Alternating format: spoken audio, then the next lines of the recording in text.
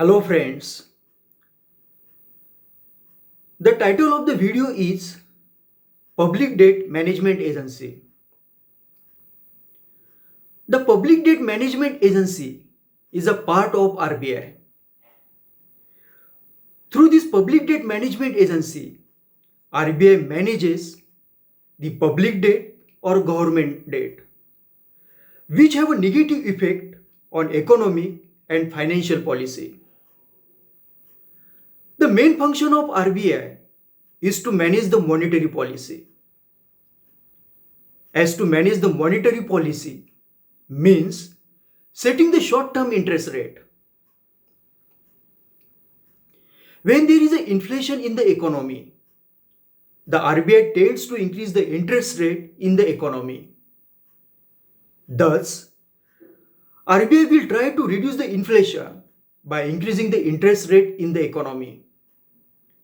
However, at the same time, if the central bank tries to be an effective debt manager, it would lean towards selling bonds at a higher price. Selling bonds at a higher price means keeping the interest rate low. This leads to an inflationary bias in monetary policy. Thus, there is a conflict of interest between setting the short-term interest rate and selling bonds on behalf of the government. Half of this conflict has been resolved by legislatively mandating and inflation targeting by RBI. But the other half of the problem, namely the RBI as the debt manager of the government, remains. Separating debt management from the RBI is the key to addressing this conflict.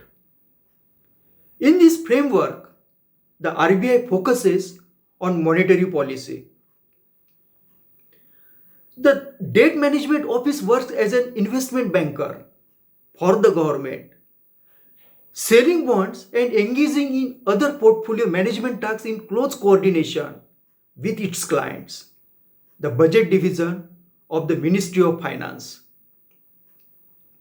To conclude, the separation of Public Debt Management Office from the RBI would strengthen the bond market of India.